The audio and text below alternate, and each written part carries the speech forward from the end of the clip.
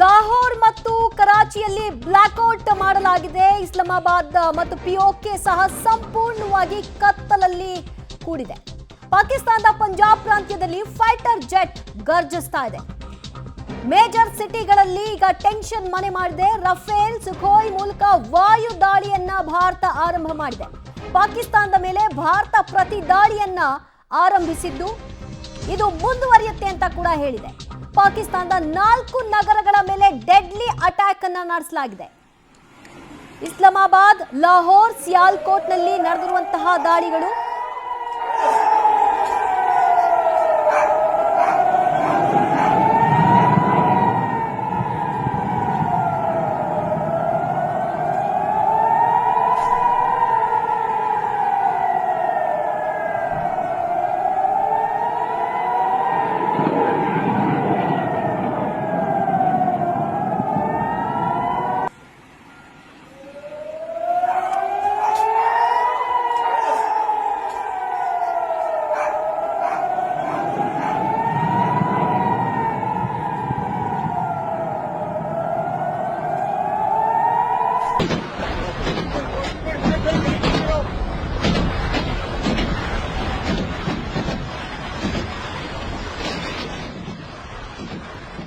ಇನ್ನಷ್ಟು ಅಪ್ಡೇಟ್ಸ್ ಕೊಡ್ತಾರೆ ಅರುಣ್ ಬಡ್ಗೇರ್. ಅರುಣ್, ಪಾಕಿಸ್ತಾನ ತನ್ನ ಬಳಿ ಇರ್ತಕ್ಕಂತಹ ಯುದ್ಧ ನೌಕೆಗಳ ಒಂದು ಪ್ರಾಯೋಗಿಕವಾಗಿ ಅವ್ರು ನಡೆಸ್ತಾ ಇದ್ದಾರಾ? ರಸ್ಟ್ ಹಿಡಿದಿದೆಯಲ್ಲ, ವರ್ಕ್ ಆಗುತ್ತಾ ಇಲ್ವಾ ಅಂತ ಅದರ ಪ್ರತಿಯಾಗಿ ಈಗ ವಾಪಸ್ ತೆಗೆದುಕೊಳ್ತಾ ಇದ್ದಾರಾ?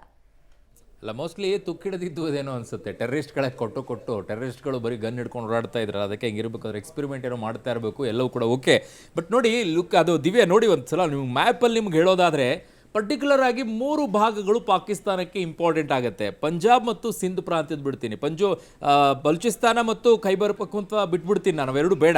ಇವು 3 ಭಾಗಗಳಲ್ಲಿ ಇಸ್ಲಾಮಾಬಾದ್, ಲಾಹೋರ್ ಮತ್ತು ಕರಾಚಿ, ಈ 3 ಭಾಗಗಳನ್ನು ಭಾರತ ನೇರವಾಗಿ ಟಾರ್ಗೆಟ್ ಅನ್ನು ಮಾಡ್ತಾ ಇದೆ. ಯಾಕೆ ಅಂತಂದ್ರೆ ಮನುಷ್ಯನಿಗೆ ಬೆನ್ಮೂಳೆ ಇಂಪಾರ್ಟೆಂಟ್ ಅಲ್ವಾ? ಹಾಗೆ ಒಂದು ದೇಶಕ್ಕೆ ಅತಿ ಮುಖ್ಯವಾಗಿರುವಂಥ ಅವರ ನಗರ ಪಟ್ಟಣಗಳು ಮುಖ್ಯವಾಗುತ್ತೆ. ಹಾಗೆ ಪಾಕಿಸ್ತಾನಕ್ಕೆ ಇಂಪಾರ್ಟೆಂಟ್ ಆಗಿರುವುದು ಲಾಹೋರ್ ಮತ್ತು ಇಸ್ಲಾಮಾಬಾದ್ ಮತ್ತು ಕರಾಚಿ. ಈ ಭಾಗಗಳನ್ನೇ ಟಾರ್ಗೆಟ್ ಮಾಡಿದರೆ ಪಾಕಿಸ್ತಾನದ ಬೆನ್ನೆಲುಬೆ ಮುರಿದಂಗೆ ಆಗ್ಬಿಡುತ್ತೆ. ಅದೇ ನಿಟ್ಟಿನಲ್ಲಿ ಈಗ ಭಾರತವು ಕೂಡ ವಾಪಸ್ ತಿರುಗೇಟನ್ನು ಕೊಡಕ್ಕೆ ಶುರು ಮಾಡಿರೋದು ಇದೇ ಜಾಗಗಳನ್ನೇ. ಅವ್ರು ನಮ್ಮನ್ನ ಹೊಡೆದು ಹಾಕ್ಬಿಡ್ಬೋದು, ನಮ್ಮನ್ನೇನೋ ಮಾಡಿಬಿಡ್ಬೋದು ಮೊದಲಿನ ಭಾರತ ಅನ್ಕೊಂಡಿದ್ರು. ಬಟ್ ಹಂಗಿಲ್ಲ, ಭಾರತ ಬದಲಾಗಿದೆ.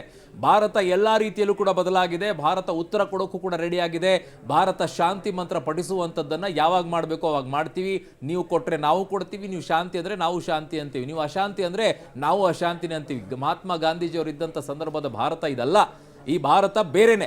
ಈ ಭಾರತ ಉತ್ತರ ಕೊಡೋದ್ರಲ್ಲಿ ದಿಟ್ಟವಾಗಿ ನಿಂತ್ಕೊಂಡಿದೆ. ಹಾಗಾಗಿನೇ ಪಾಕಿಸ್ತಾನದ 3 ಭಾಗಗಳನ್ನು ನಾವು ಟಾರ್ಗೆಟ್ ಮಾಡ್ಕೊಂಡಿರೋದು. ಇಸ್ಲಾಮಾಬಾದ್, ರಾವಲ್ಪಿಂಡಿ, ಲಾಹೋರ್ ಮತ್ತು ಕರಾಚಿ. ನೋಡಿ, ಈ 4 ಭಾಗಗಳೇನಿದಾವೆ ಇವುಗಳನ್ನು ಹೊಡಿತಾ ಇದ್ರೆ ಪಾಕಿಸ್ತಾನದ ಬುಡಾನೇ ಅಳಗಡಕ್ಕೆ ಶುರುವಾಗುತ್ತೆ. ಇನ್ನುಳಿದಿದ್ದೆಲ್ಲ ಅಲ್ಲಲ್ಲಿ ಅವ್ರು ಅಷ್ಟೇ ಇಟ್ಕೊಂಡಿರೋದು.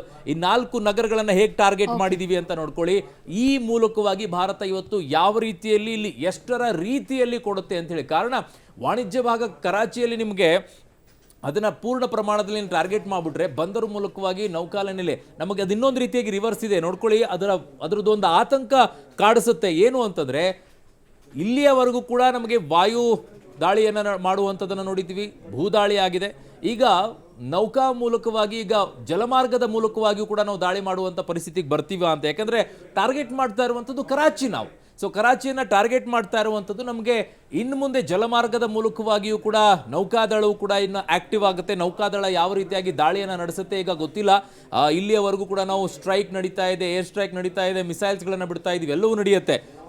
ಲೆಟ್ಸ್ ಸಿ ಇವತ್ತು ನೈಟ್ ಏನಾದರೂ ನಾವು ಕರಾಚಿಗೆ ನೌಕಾದಳದ ಮೂಲಕವಾಗಿ ಏನಾದರೂ ಟಾರ್ಗೆಟ್ ಮಾಡ್ತೀವಾ ಅಂತ ಹೇಳಿ ಅದೊಂದು ರೀತಿಯಾದಂತಹ ಅನುಮಾನ ನಂಗೆ ಕಾಡಿಸ್ತಾ ಇದೆ. ಐ ಥಿಂಕ್ ಸೋ ಅಂತ ಅನಿಸ್ತಾ ಇದೆ ನನಗೆ ದಿವ್ಯಾ.